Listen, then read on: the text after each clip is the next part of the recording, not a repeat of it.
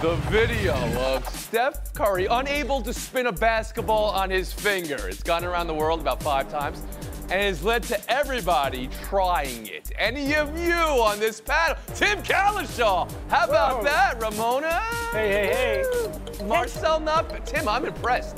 LeBron can't do it. Embiid can't do it. Halliburton can't do it. Tim, do you judge those NBA stars? Very disappointed. Let's go around the horn. Can't believe they can't do it. I'm more impressed they can't do it. It means they were practicing. Oh, More you can palm importantly, Marcella, you got it at the end. You got it at the end. Here's a little bonus. Palmed it. You got 3 for that. I definitely spun it. Team USA news of the day, Kawhi Leonard out for the Olympics. He had been hampered by injury, and it's now official. The question, who would replace him? Jaylen Brown, Jalen Brunson, Derek White, Cooper Flag, maybe? Derek White it is. A third Celtic on the Team USA roster, but not the Finals MVP, which Jaylen Brown noticed with the monocle, which I always appreciate. All that news coming out with tonight's friendly, maybe not so friendly, versus Canada. Dylan Brooks says, be ready, America. On who you'd pick to replace Kawhi Leonard was White the right pick. And on tonight's exhibition, Around the Horn to Ramona Shelburne.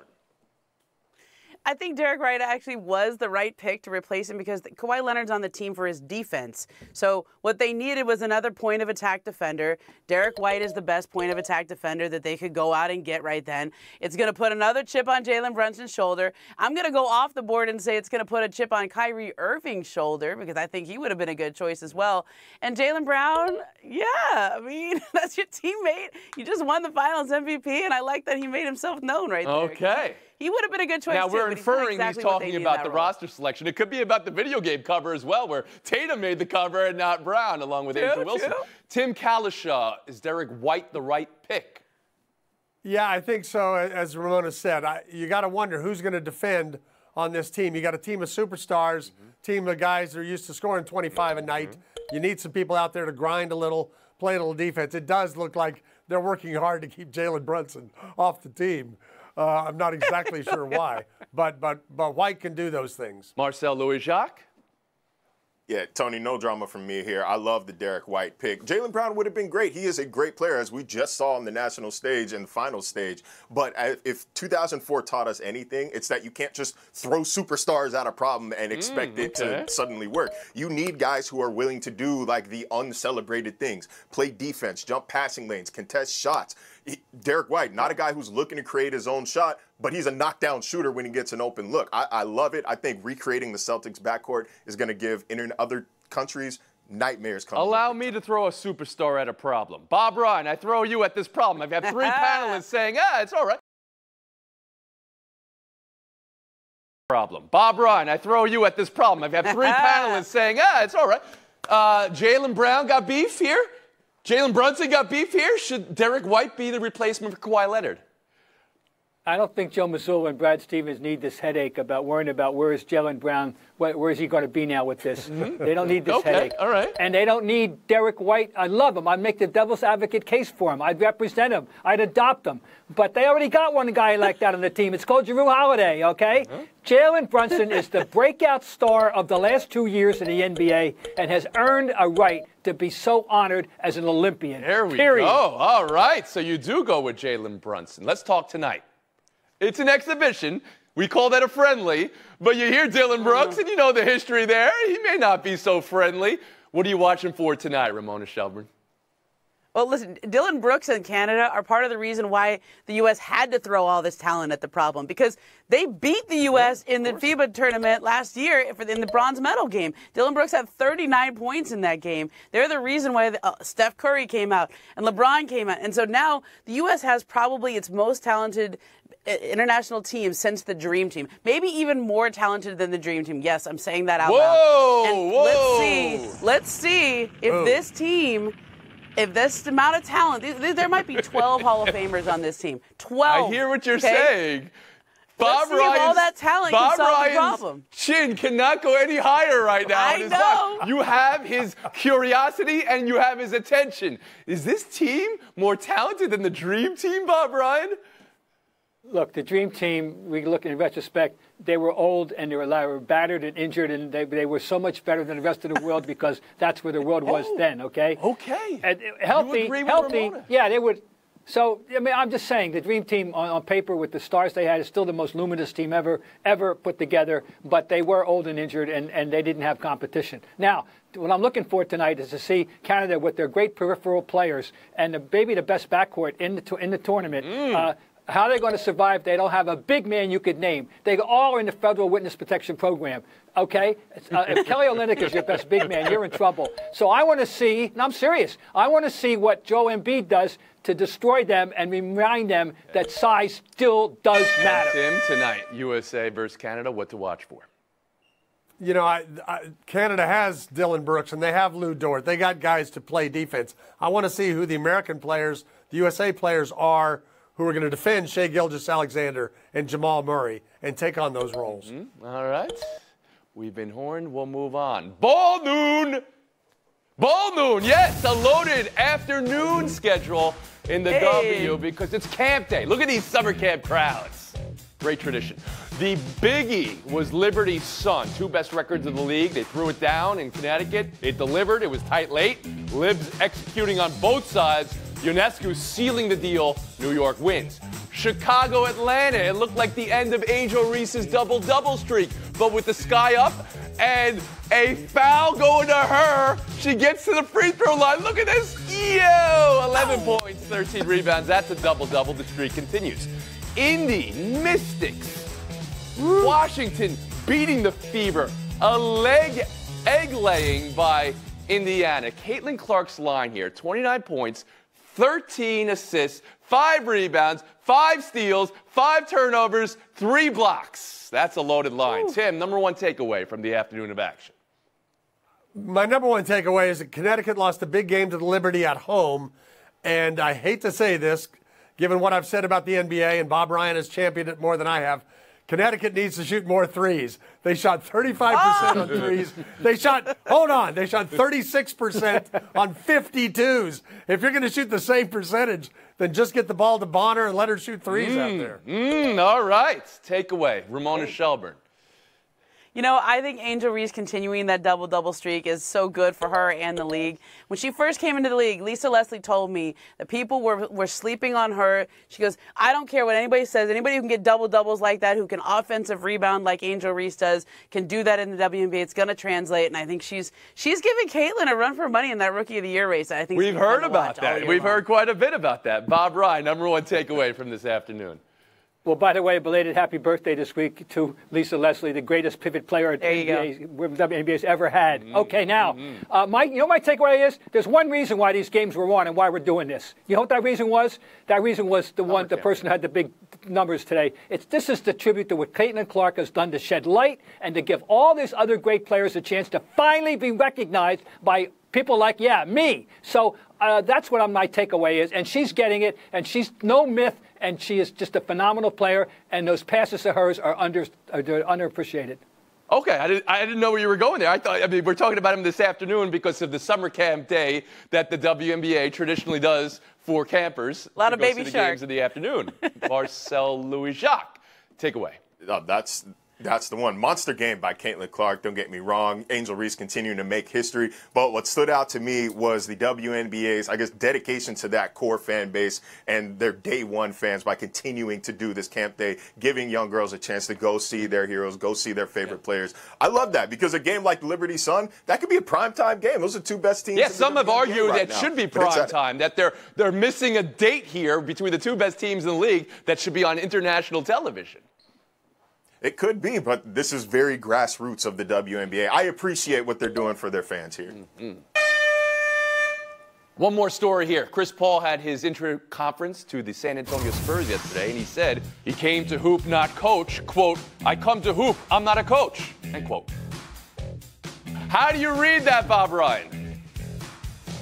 I hope he doesn't mean it because you don't think the reason they want him is to help mentor Wembanyama and set some examples all along. So whether he likes it or not, he's going there as an assistant surrogate coach, no matter what they tell him and no matter what he thinks now. Marcel?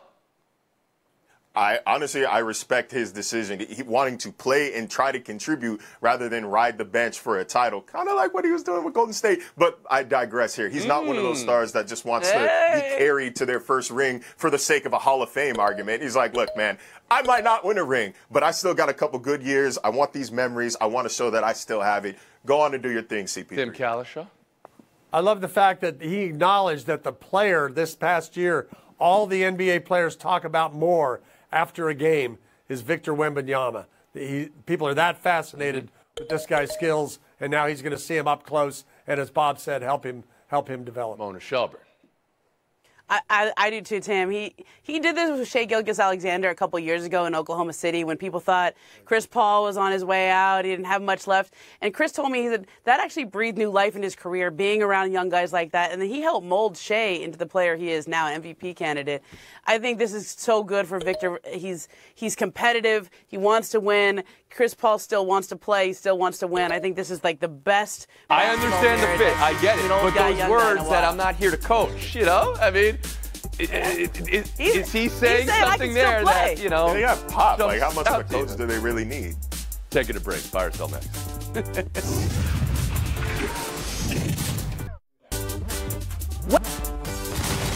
Mike Gundy's media day availability and how he talked about and how he views star running back Ollie Gordon's DUI. I want to talk about that. Let's take a listen to part of Gundy.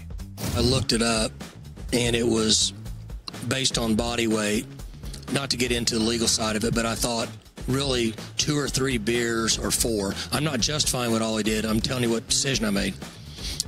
Well, I thought I've probably done that 1,000 times in my life. He's going to play, and I'm going to do what we think is best for Oklahoma State football, and I think it's best for Ollie to play. If there's any punishment, it's make him carry the ball 50 times in the first game. Gundy clarified later on Twitter, my intended point at Media Days was that we're all guilty of making bad decisions, not a reference to something specific. Ramona Shelburne, how'd you hear it all? I mean, his bad decision was trying to find excuses for drunk driving.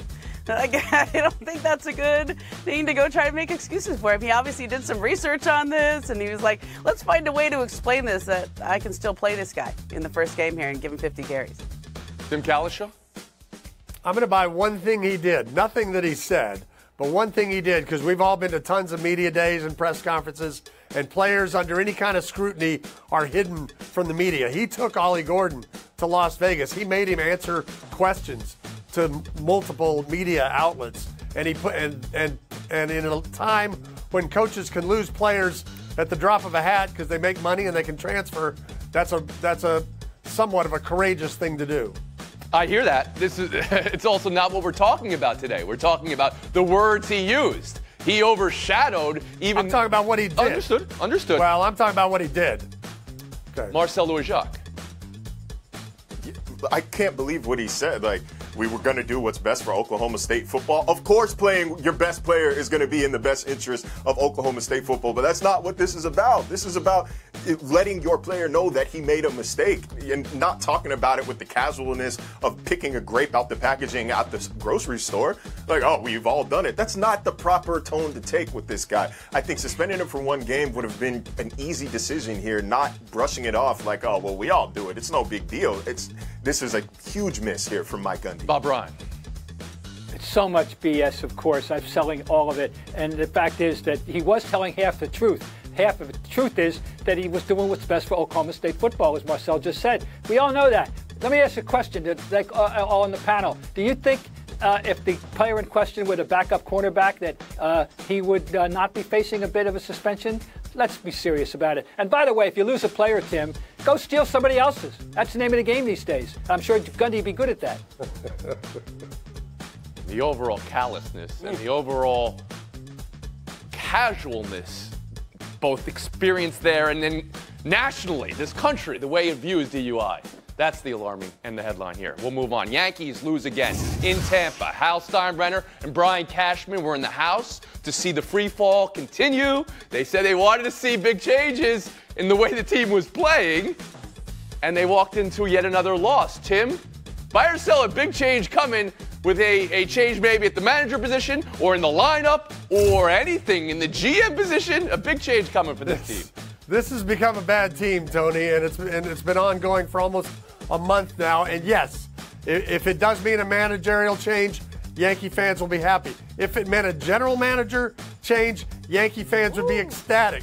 A lot of people don't know how Cashman has survived this many years with so few trips to a World Series. But physically being on site, do you believe that makes this now a real? You know, it may just be for show. It may be say, oh, I'm concerned. I'm going to show up for some games. Marcel, how do you see it? People would like it to be more. Hey, man, like, it's not fun and it's not comfortable, but nothing whips you into shape like your boss coming. I remember I was cutting up in school in 8th grade. My dad randomly popped up in the back of the classroom. That day sucked, but I was the most productive student I have ever been in my school career. Wait. So, yeah, Your dad showed up to your school to make sure you were doing your work?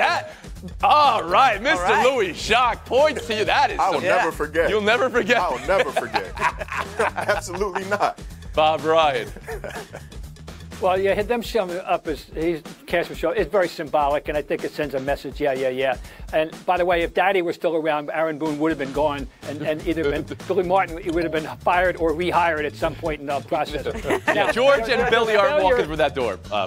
Their failure has been on both offense and defense, but I want to point out that of the 16 losses in this 5-16, 7 have been by 7 runs or more, including in there 4 9s, a 12, and a 17. So I think the fact is that the pitching is the biggest This isn't problem. just a losing streak. You're right. It's a free fall in the way they're losing and in the hustle plays they're giving. Ramona Shelburne, to you. Look, you remember when Brian Cashman at the winter meetings had this big tirade because everyone was criticizing him for the analytics, and he goes, "We'll see." And they sounded so good for the first 2 months of the year because they had the best record in baseball. But guess what? Last 21 games, starting pitchers for the Yankees, 7.04 ERA. That's why they're losing. As Bob pointed out, these are lopsided scores. Well, when they pitch, they don't hit. When they hit, they don't pitch. This is what a bad team looks like. But actually, since June 15th, no team in baseball has a bad a run as the Yankees have had this year. The entire year. They're just the worst in that streak. That's the worst there is. And it's Tampa and it's Baltimore this weekend. You'll be out of the playoffs by the All-Star break. Trouble. For a team that was the first to 40 wins. Ramona Shelburne and Tim Kalishaw. Marcel Louis Jacques and Bob Ryan in Showdown. And if Marcel starts to trail in Showdown, his dad's coming to check him out. I'm just saying, I never know who's sitting in the back of the room. Big series, Philly, LA. And the Phillies getting off right quickly with the salami from Trey Turner. Final was 10-1 Philadelphia. Zach Wheeler did leave early because of back stiffness. The Dodgers, their pitching woes. Tyler Glasnow's now hurt. Kike Hernandez was pitching for them last night. Bob, how big is a big series in July, and who is it bigger for? Well, not as big as a big series in September, obviously, but I think that the Dodgers are the team in trouble, if you will, and that they needed this thing to straighten things out a little bit. Philadelphia just reinforced what they already know, that they're the best team in the East. Marcel? It's big for Major League Baseball. This is their time, July, right? Like, the spotlight is solely on baseball in America. And so to have the 2 best teams in the National League competing, I think it's a big deal. And it's bigger for the Phillies. Dodgers are still the betting favorite to win the NL pennant. So to beat them like this, I mean, it's always a confidence boost, right? Here's a confidence boost for Marcel. Showdown 2, the Rhys Hines takeover. Promoted Monday afternoon. ML debut Monday night, 449-foot home run. Encore performance yesterday for game number 2, 458-foot home run. Marcel, what does day 3 bring for Mr. Hines? He only needs 325 feet worth of home run to pass Trevor Story for longest total distance of home runs in their first 3 Is that right? That is an incredible stat. Oh, I love it. I think he does it. Squeak it over the left field wall, and you got it, big man. Bob Ryan? Didn't we go through this last year with De La Cruz? Who's scouting these guys? These guys deserve a raise, that's for sure. Right, yeah. And by the way, anytime you can add a good young black player into baseball, that is a big deal. I welcome it. I am blown away by the stat work from Marcel. So that's in the history of baseball. We've been tracking it for a long time, maybe. The longest 2 home runs to start your career. Wow, we'll move on. Video of Steph Curry unable to spin a basketball. That's our Showdown 3. All right, it's gone wild. Everyone is shocked that Curry can't do it. LeBron struggled to do it on camera. Halliburton, Embiid struggle to do it on camera. Does it have you thinking less of these superstars not being able to spin a basketball on their finger? Around the horn, Marcel. Man, Tony, they're just like me for real, man. Like, I know that the pro athletes and all that, but I mean, this is it's hard to do. It's hard to do. I've never felt more connected to the NBA and its superstars than I have in this moment. Right. The only two skills I didn't master in basketball were dunking and spinning a ball on my finger, okay? I have no less with these guys.